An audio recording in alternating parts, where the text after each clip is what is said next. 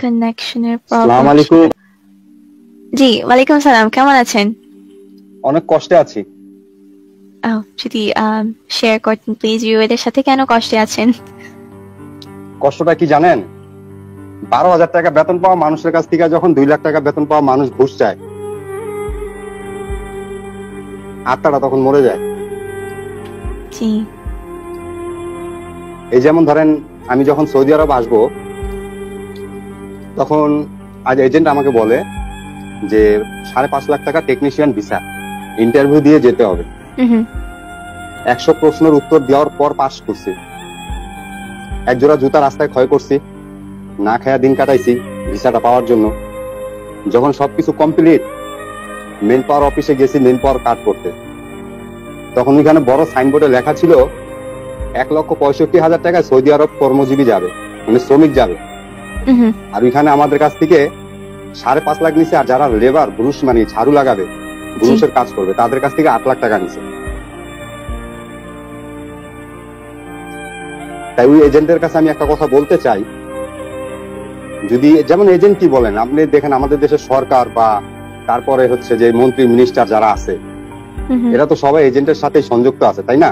জি। তো আমি তাদেরকে একটা মেসেজ দিতে চাই যে যদি আপনারা কোনোদিন অসুস্থ হন আর যদি বিছানায় পড়ে থাকেন, টাকার বিনিময়ে একটা লোক পাবেন যে আপনার রোগ বয়ে বেড়াবে। আমরা আমাদের সর্বোচ্চ ক্ষয় করে তারপর বিদেশ আসি, আসার পর শুনি যে বেতন নাকি 33,000 টাকা, কারো 21,000 টাকা। যারা 8 লক্ষ টাকা দিয়ে আসছে তাদের বেতন 21,000 টাকা। তো কত বছরে এই টাকাটা উঠাবে? যে 8 লাখ টাকা দিয়ে আসছে কত বছর উঠাবে? আমি 5 লাখ টাকা দিয়ে 5.5 লাখ টাকা দিয়ে আসছি, আমার 3 বছর হয়ে গেছে, আমি টাকা এখন উঠাইছি। এই 3টা বছর আমি দেশে কাজ করলে যে 12,000 টাকা বেতন পাইতাম, এই 3 বছর আমার আরো 3 লাখ টাকা হইতো।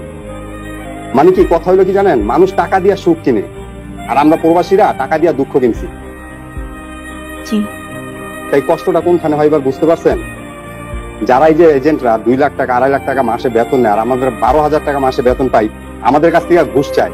ঘুষ দাও তাহলে এই কাজটা হয়ে যাবে, ঘুষ দাও তোমার ভিসাটা অনেক তাড়াতাড়ি হবে, তোমার যে ফাইলটা নিচে আছে ওটা উপরে উঠে যাবে। নিজের মনে করেন যে জওয়ানি, নিজের পরিবার, তাদের চেহারা দেখতে পারি না, কত দূরে আসছি, তাদেরকে একটু মনে মায়া লাগে না? আরে আমরা তো এমনি পড়ে রয়েছি রে ভাই, আঙুল একটু উঠতে দে। হ্যাঁ, জি, আপনি কন্টিনিউ করতে পারেন। না না না কন্টিনিউ। আমি দেখেন, আপনি 1 মিনিট সময় দেন, তার জন্য আপনাকে অনেক অনেক থ্যাঙ্কস। কারণ আরো লোক আছে, হয়তো সবারই কথা বলার আছে, কিন্তু এটা আমার মানে লাইফের যেগুলো ঘটে গেছে আমি সেই কথাগুলো বললাম। Thank you very very much এই লাইভ স্ট্রিমে আপনার এমন এক্সপিরিয়েন্স শেয়ার করার জন্য। অনেকেই কমেন্ট সেকশনে আপনার সাথে এগ্রি করছে এবং বলছে যে দোয়া করছে যে আপনার সিচুয়েশনটা যাতে আর একটু ভালো হয়ে যায়। এবং আলহামদুলিল্লাহ আমি ভালো আছি, কিন্তু আমার আশেপাশে যারা আছে তারা অনেক কষ্টে আছে জানেন। এখনো বিদেশে, মানে কি বলবো, আসছি তো বিদেশ, নামে তো বিদেশ আসছি, সিরা স্যান্ডেল করে এখনো লোক ঘুরতেছে। মানুষ বিদেশ আসে পয়সা ইনকাম করে বড় লোক হবে, আর এখানে এসে আরো গরিব হয়েছে জানেন। তাদের একটু, এই যে আরেকটা কথা আমি বলি, ইম্পর্টেন্ট কথা, এটা যদি একটু সময় দেন প্লিজ, গিভ মি 3 মিনিট। জি, 1 মিনিট আমি আপনাকে দিতে পারি। Thank you very much, you are so good. এখানে দেখেন, এই মানে কি বলবো, মানে কষ্ট, অনেক কষ্ট লাগে যখন শুনি যে খবরের মধ্যে যে প্রবাসীরা নাকি দেশের ভাবমূর্তি নষ্ট করতেছে।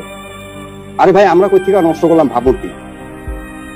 আজকে পাকিস্তানকে দেখেন, তাদের মানে কি আমাদের 1 টাকায় পাকিস্তানের কমসে কম 2.5 টাকা পাওয়া যায়। আমরা একসাথে আসছি বিদেশ, পাকিস্তানিরাও আসছে, বাংলাদেশিরাও আসছে, আইসা রুমে এক জায়গায় বসে গল্প করতেছি, তোমরা কত টাকা দিয়ে আসছো ভাই? তো আমরা বললাম যে আমরা 5 লাখ টাকা দিয়ে আসছি। আর পাকিস্তানিদের জিজ্ঞেস করলাম, বলে 2 লক্ষ টাকা দিয়ে আসছে। তো ওই হিসাবে বাংলাদেশের 1 লক্ষ টাকা দিয়ে আসছে ওনারা। আজকে আমাদের এখানে অনেক বাঙালি আছে যারা মনে করেন পাকিস্তানিদের বাথরুম পরিষ্কার করে, কারণ তাদের টেনশন নাই, 2 লাখ টাকা তো 1 বছরের মধ্যে উঠাই লাগবে। আর যারা 8 লাখ টাকা দিয়ে আসছে তাদের কমসে কম 5 বছর লাগবে। মানে কি আমরা যে 1971 সালে পাকিস্তানের গোলাম ছিলাম, এখানে এসে সেই গোলামি হয়েছে। আর ওই যে আমাদের কি জানো, ওই ফরেন মিনিস্টার আব্দুল মমিন কি নাম জানো, উনি বলে যে প্রবাসীরা দেশের ভাবমূর্তি নষ্ট করতেছে। আরে বেটা, তোদের দেশের এজেন্টদেরকে বল না যে আমাদের কাছ থেকে ন্যায্য টাকাটা নিয়ে 1,65,000 টাকা সৌদি আরব আসে, সেখানে 8 লাখ টাকা কোন হিসাবে নেয়? আমরা দেশে এসে চুরি করবো না, বাটপারি করবো না, কি করবো? তাই মারামারি করবো, লুটপাট করবো না, তো কি করবো? টাকা কোথা থেকে আইবো? ওদের কি কমন সেন্স নাই? এত পড়ালেখা করে এত বড় মন্ত্রী হয়েছে। ইন্ডিয়ার লোক আসে 1,80,000 70,000 টাকা দেয়।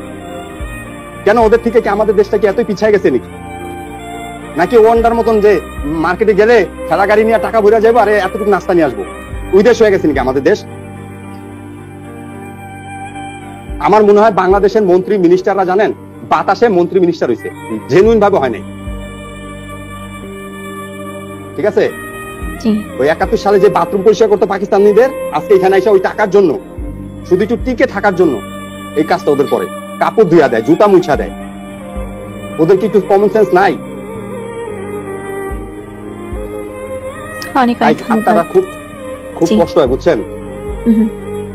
তাই ওনাদের আপনার তো ভালো পপুলার, আমি দেখছি আপনার ভালো সাবস্ক্রাইবার আছে।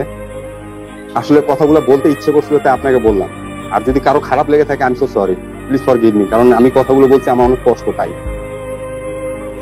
কারণ এখানে একটা জিনিস চিন্তা করে দেখলাম, রিয়েলাইজ করে যে ওইদিনকে আমি ইউটিউবে দেখলাম একটা লোক মানে কি কিছু কথা বলতেছে যে আজকে 22 বছর ধরে আমি বিদেশ করতেছি, এখন আর পারতেছে না, তার শরীরে কুলাইতেছে না। সে বলতেছে বউরে ফোন করে যে আমি আয়সা করতেছি। আবার বউ রিপ্লাই দেয় কি জানেন? এখন আয়সা কি করবে, এখন অনেক কাজ বাকি আছে। আরে 22 বছর বেচারা দিয়া দিছে এখানে, তুই তো আর একটা পরকীয়া প্রেম করে ভালো আছো। এই লোকটা চিন্তা করছো একবার? এখনো তো টাকা দরকার। আরে কি প্রবাসী জানেন, প্রবাস জীবনটাই মানে একদম ব্যর্থ। ওই যে কথা আছে না, টাকা দিয়ে মানুষ সুখ কিনে, আমরা সত্যি দুঃখ কিনছি। অনেক অনেক ধন্যবাদ শেয়ার করার জন্য। আশা করছি যে আপনার কথাগুলো দ্য রাইট পিপলের কাছে পৌঁছবে। অনেক অনেক ধন্যবাদ শেয়ার করার জন্য। Thank you very much. জি, আপনি ভালো থাকবেন। আপনিও ভালো থাকবেন। Thank you. আসসালামু আলাইকুম।